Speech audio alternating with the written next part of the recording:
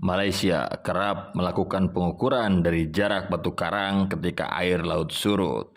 Betapapun kita punya dasar hukum yang cukup kuat dibandingkan Malaysia dalam hak kepemilikan blok Ambalat, sedikitpun kita tidak boleh lengah terhadap berbagai upaya yang dilakukan oleh negeri jiran itu.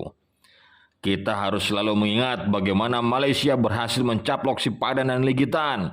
Padahal kedua pulau itu berdasarkan peta UNCLOS seharusnya punya Indonesia.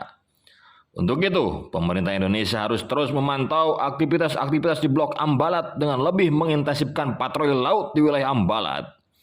Indonesia dan Malaysia telah menandatangani perjanjian Laut Sulawesi 8 Juni 2023 lalu saat kunjungan kerja Presiden Joko Widodo ke Malaysia. Namun, pihak Malaysia mengumumkan bahwa perjanjian tersebut tidak melibatkan demarkasi maritim di ZEE dan landas kontinen antara Malaysia dan Indonesia. Malaysia mencak-mencak saat salah satu politisi negaranya menuding jiran Indonesia telah menyerahkan Ambalat. Dikutip dari Defense Security Asia edisi 15 Agustus 2023, Wakil Menteri Luar Negeri Datuk Muhammad Alimin menyebut perjanjian Laut Sulawesi yang ditandatangani Malaysia dan Indonesia tidak melibatkan wilayah yang disebut Blok Ambalat, melainkan hanya menyangkut batas wilayah semi laut kedua negara di Laut Sulawesi. Kementerian Luar Negeri menginformasikan bahwa perundingan perbatasan laut telah berlangsung selama 18 tahun dengan melibatkan berbagai aspek, antara lain hukum, teknis, ekonomi, dan hubungan diplomatik antara Malaysia dan Indonesia.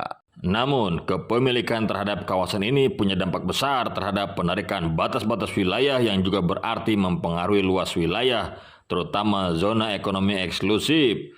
Penyebab utamanya, sengketa Ambalat disebabkan adanya perbedaan persepsi terhadap batas wilayah. Indonesia dan Malaysia masing-masing mengklaim wilayah Ambalat sebagai bagian dari wilayah kedaulatan negaranya. Isu ini sudah lama menghambat hubungan bilateral kedua negara, tetapi proses penyelesaiannya cenderung lambat. Hingga saat ini berbagai langkah penyelesaian sengketa Ambalat sudah ditempuh oleh Indonesia dan Malaysia berdasarkan prinsip hidup bertetangga dan semangat regionalisme ASEAN, sehingga kedua negara dapat dipastikan akan memilih jalan damai dalam menyelesaikan sengketa ini.